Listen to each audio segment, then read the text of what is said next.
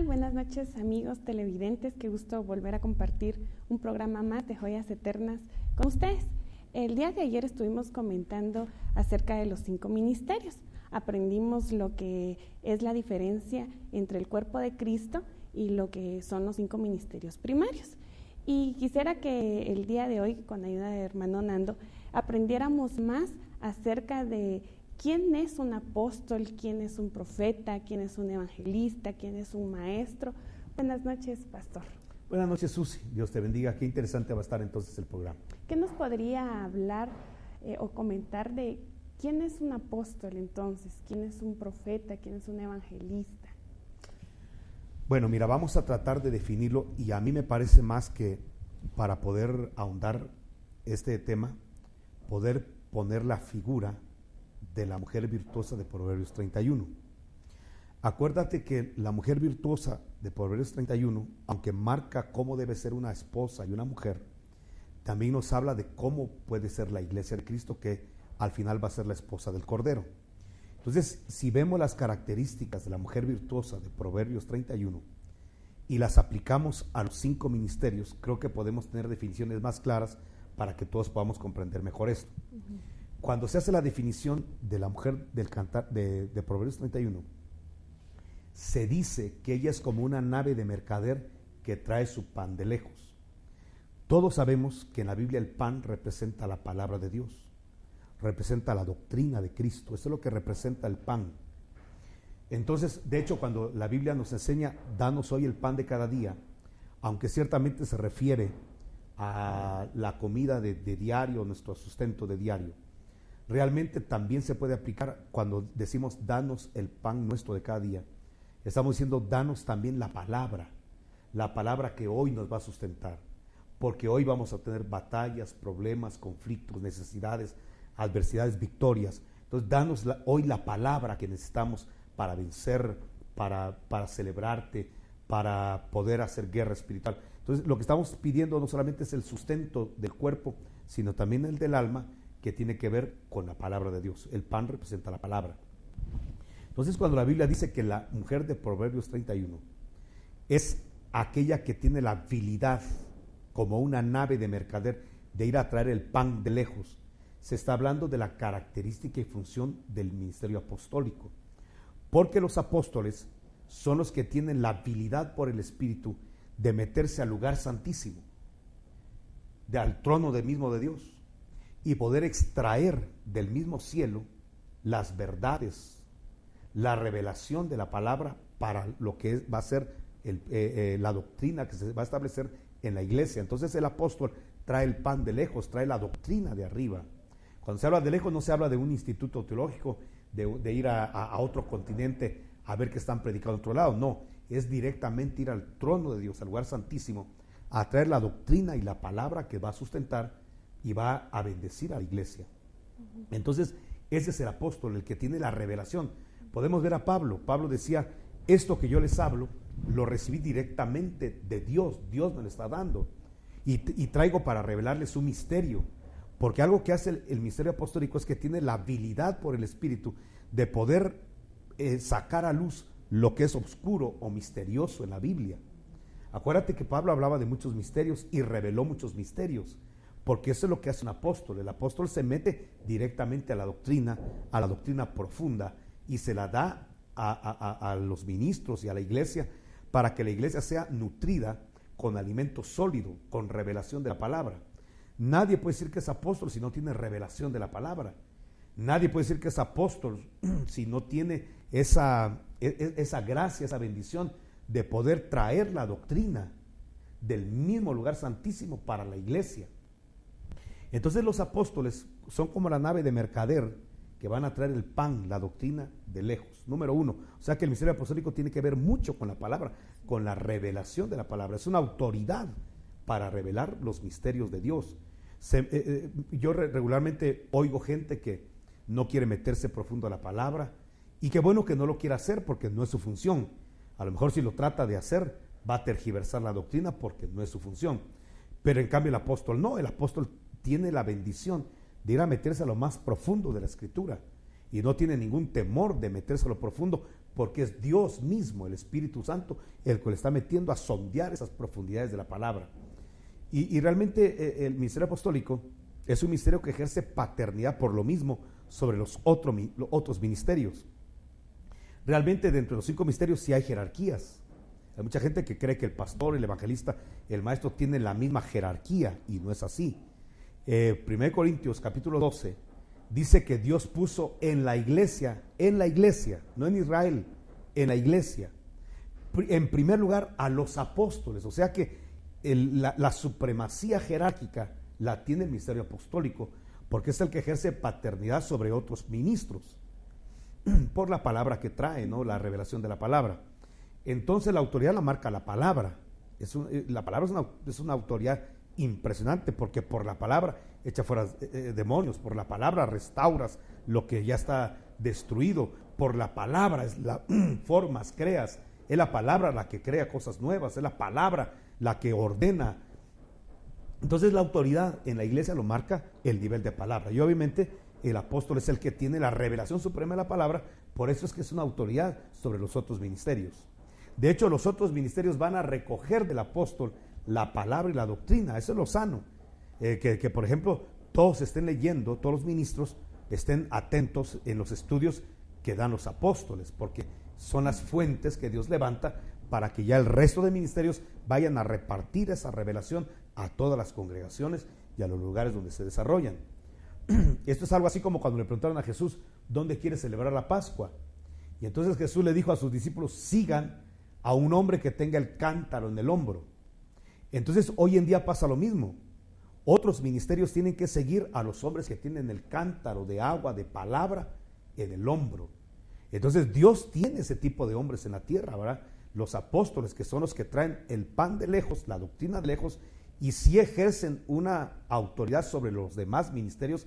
Y repito, la base bíblica, Corintios 12, donde dice que Dios puso en la iglesia primeramente apóstoles, en segundo lugar profetas, en tercer lugar los maestros y luego los demás.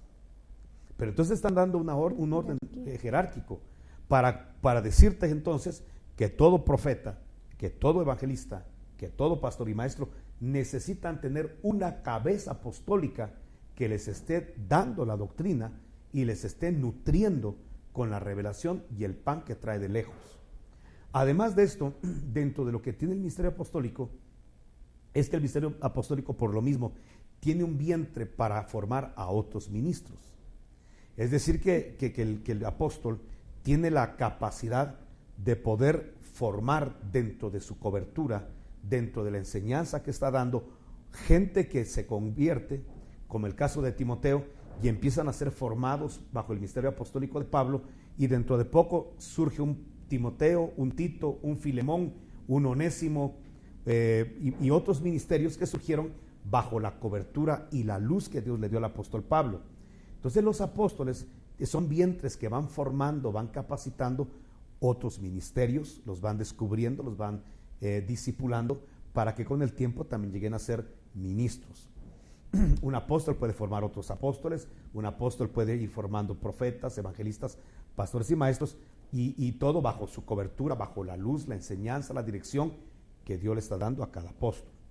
Otra cosa que tiene el apóstol, muy importante, es que parte de las señales que tiene el apóstol es que donde quiera que va el apóstol, como que hay una administración de bautismo con el Espíritu Santo en las congregaciones. Te quiero poner el ejemplo de Felipe. Felipe era un evangelista y Felipe fue a predicar a Samaria, y Samaria recibió la palabra, pero dice que enviaron a Pedro y Juan, que eran apóstoles, para que llegaran a la iglesia de Samaria, de los que se estaban convirtiendo, y pudieran ministrar como apóstoles el bautismo con el Espíritu Santo. Y entonces dice la Escritura que cuando llegó Pedro y Juan, la gente recibía el bautismo con el Espíritu Santo y hablaba en otras lenguas. Pero esto es algo muy interesante y curioso, que Felipe no lo ministró. La Biblia dice que Felipe, como evangelista, echaba fuera demonios y tenía, por el poder del Señor Jesucristo, la habilidad de echar fuera enfermedades de los cuerpos. Pero no tuvo ese respaldo de poder imponer manos y que la gente recibiera el bautismo con el Espíritu Santo. ¿Por qué? Porque ahí nos quería enseñar el Señor que una de las señales que tiene el apóstol es de que le acompaña el bautismo con el Espíritu Santo. Las congregaciones donde hay apóstoles son congregaciones donde el fluir y el mover del Espíritu Santo es grande, y sobre todo pues se activa el bautismo con el Espíritu Santo y el hablar en otras lenguas en las congregaciones.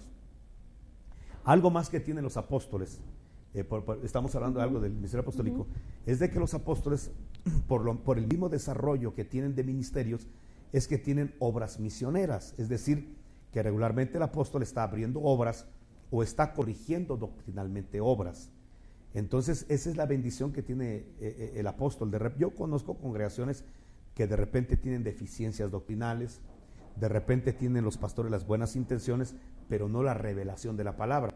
Entonces le piden cobertura a un apóstol, y el apóstol empieza a nutrirlos con revelación y con palabra, y estas iglesias se vuelven más exactas en la doctrina. Porque quiero también decirte que hay exactitud doctrinal como no hay exactitud doctrinal. Te voy a poner el ejemplo de Apolos.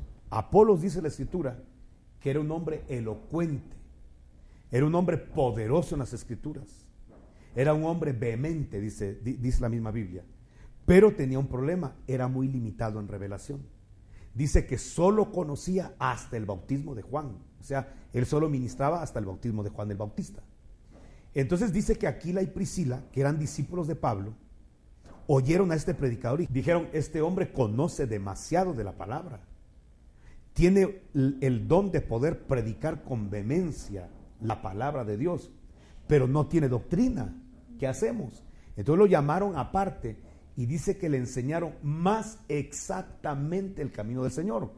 O sea que hay gente que está en el camino, que es de Dios, pero desconoce la doctrina apostólica. Entonces Aquila y Priscila, que era un matrimonio, se encargaron de discipular a Apolos, de informarlo, de decirle: hermano, usted es una bendición, pero tiene muy limitado su conocimiento. Nosotros, como somos parte del equipo ministerial del apóstol Pablo, queremos compartirle que Jesús ya vino a la tierra. Y le empezaron a compartir puntos doctrinales donde dice la Escritura que después Apolos salía con vehemencia y poderoso en la Escritura a predicar el evangelio más exactamente. Entonces, alguien puede estar en el evangelio y estar en el camino, pero ¿qué tal si estamos en el camino más exactamente? Y para eso están los apóstoles y el ministerio apostólico, para poder, a través de la revelación, hacer que todos los hombres tengan una exactitud doctrinal y que puedan conocer de mejor forma lo que el Señor estableció en la palabra. Esa es una bendición grande que tiene el ministerio apostólico. Entonces, concluyamos en esto: el apóstol es una bendición porque es el que marca la revelación en la iglesia. Ahora, te quiero decir esto: lamentablemente, Susi, hoy mucha gente cree que es apóstol, y cree que es apóstol porque tiene una iglesia grande, porque no sé a quién se le ocurrió decir que el apóstol es el que tiene iglesias grandes, mega iglesias. Y te voy a decir que eso es falso, porque Felipe, que es el que estoy hablando, era un evangelista y tenía una iglesia más grande que la de los apóstoles de Jerusalén, y él no era apóstol, ni mutó de evangelista. Ahora, como ya tienes una iglesia grande, ya no eres evangelista, ahora vas a ser apóstol. No, él se quedó como evangelista y murió como evangelista porque es la unción que Dios le dio, y porque en la iglesia del principio jamás se entendió que una iglesia grande determinaba si un hombre era apóstol o no, porque te voy a decir que hubieron apóstoles que ni iglesia tuvieron. Por ejemplo, vemos a los 12 apóstoles de Jerusalén. Ahí la cabeza pastoral de la iglesia de Jerusalén era Santiago. Santiago era, incluso era el pastor de Pedro, el pastor de todos los apóstoles. Oye, interesante esto, porque el pastor de la iglesia de Jerusalén era el apóstol Santiago. Él era un pastor apóstol. Entonces, Santiago era el pastor. Podríamos decir que Santiago tenía la iglesia de Jerusalén, pero los demás, ¿qué iglesia pastoreaban? No tenían iglesia, no tenían congregación. O sea que podemos decir con exactitud, Susi, que hay apóstoles que ni siquiera están al frente de una iglesia, porque puede haber un pastor que tenga una iglesia enorme y sea pastor, no apóstol. Puede haber un maestro que pueda tener una congregación grande de miles de personas, pero eso no lo hace apóstol.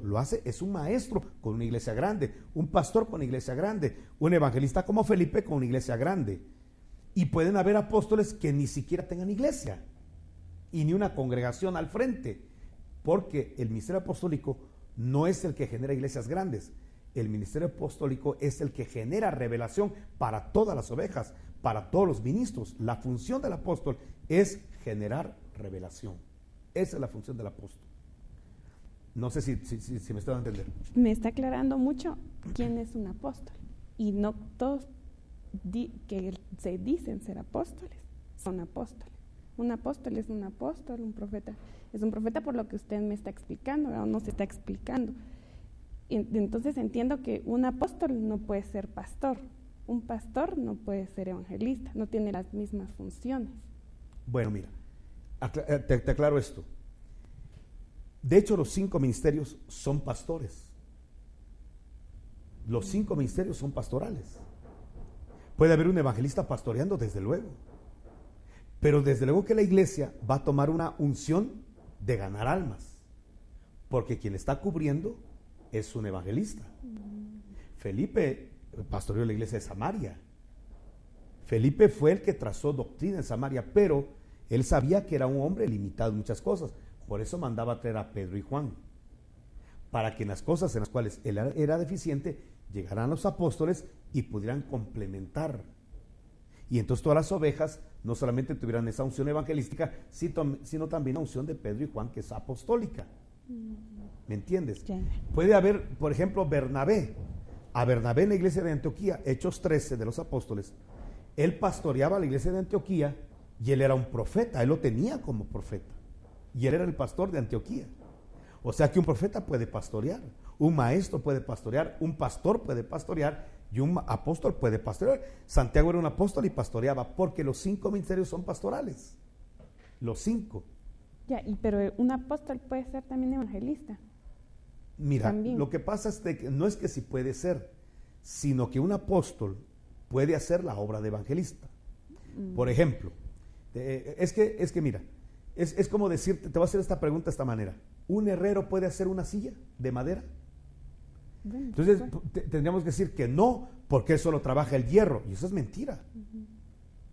Un herrero que trabaja bien los metales puede agarrar un trozo de madera y puede fabricar un buen mueble. ¿Me explico? Claro, no es su habilidad, no es su función, lo puede hacer, pero no es su función. Su función es ser herrero. Entonces, un apóstol tiene que dedicarse a su ministerio apostólico, de generar doctrina, formar ministerios, enderezar la senda doctrinal de congregaciones, de fundar iglesias. Ahí está estableciéndose el ministerio apostólico. Pero eso no quiere decir que si va a haber una campaña evangelística, una actividad evangelística, no invitan al apóstol porque él no puede hacer la obra evangelística, sino que él es de doctrina. No, invítalo y Dios lo va a respaldar. Estamos diciendo que entonces un herrero está haciendo una silla de madera y está bien. Lo único es que haría mal el apóstol en ya quedarse como evangelista cuando su función es apostólica. ¿Dónde te doy la base bíblica? Porque todo hay que acuñarlo con Biblia. En el caso mío, todo lo acuño con Biblia. Cuando Timoteo, que era un apóstol, y eso lo entendemos perfectamente en Tesalonicenses, donde habla de que Timoteo era un apóstol. Entonces, tenemos a Timoteo como apóstol, pero Pablo le escribe una carta, y Pablo también es otro apóstol, y le dice: Timoteo, haz obra de evangelista. Como que la iglesia de Timoteo y la misión de Timoteo se había dedicado solamente a formar gente, a darle doctrina, palabra a palabra, y estaban muy gordos las ovejas, pero no evangelizaban. Entonces Pablo le escribe a Timoteo y le dice: hay un problema en tu congregación, en tus iglesias, haz obra de evangelista, no solamente estés dándole a la gente palabra a palabra, sino también sácalos a que trabajen, a que hagan obra de evangelista, y tú mismo haz obra de evangelista. No le estaba diciendo: cambia el ministerio, ahora ya no vas a ser apóstol, ahora vas a ser evangelista. No, sino que le está diciendo que se le está olvidando una parte importante de la iglesia, que es hacer evangelismo.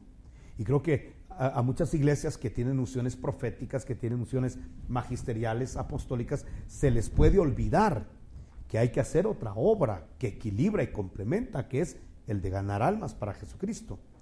Entonces, sí, los 5 ministerios son pastorales, Susi. Los 5 ministerios, los 5 pueden ser pastores y pueden hacer obras de evangelista Y por ejemplo, un evangelista de repente puede dar una enseñanza.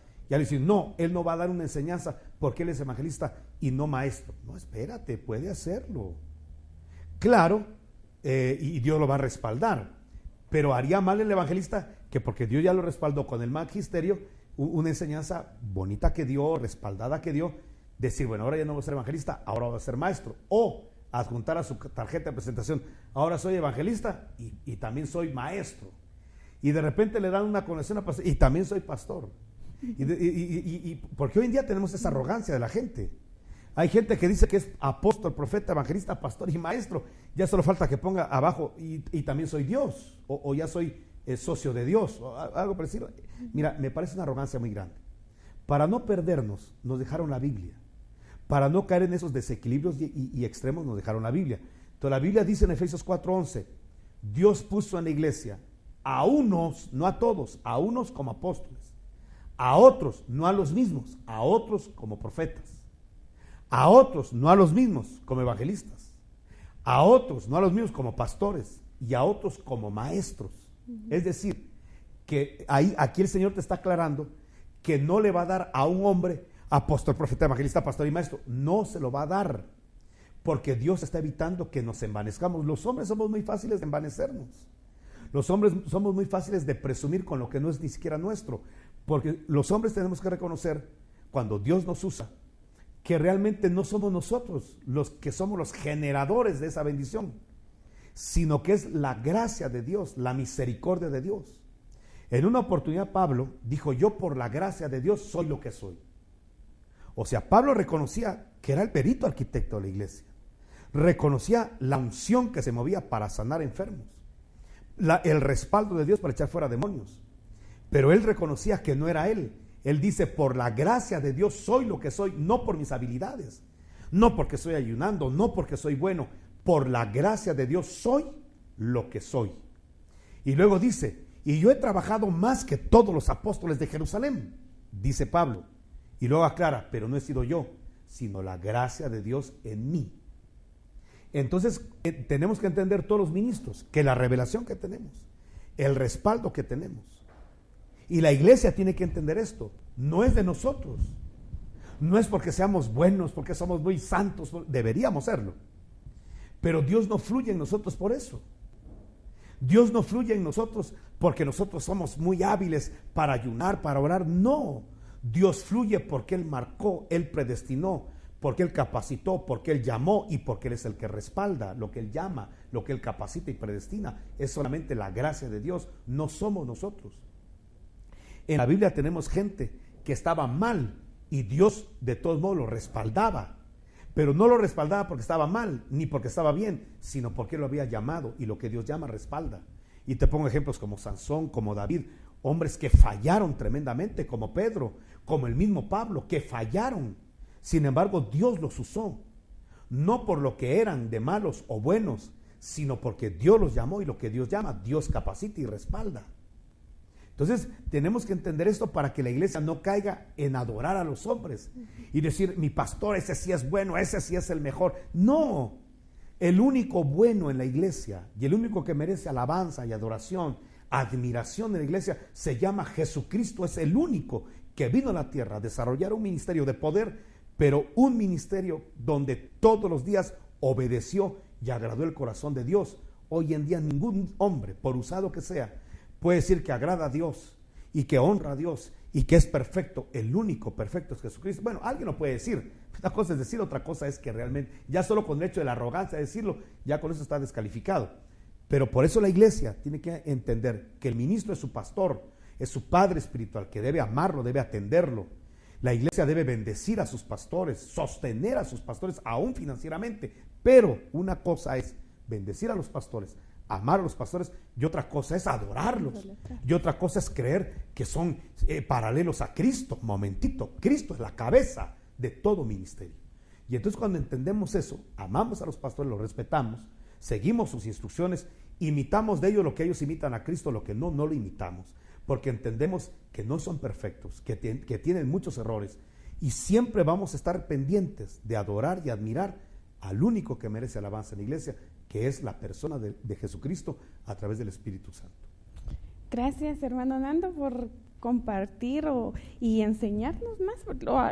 A mí me aclaró la duda que yo tenía y espero que también a ustedes, queridos televidentes, también nos haya enseñado, hayamos ampliado más el tema. Lamentablemente se fue el tiempo. Hablamos hoy del apóstol y nos quedó muy claro eso. Muchas gracias por sintonizarnos. Esperamos que el día de mañana también estén con nosotros. Pasen feliz noche.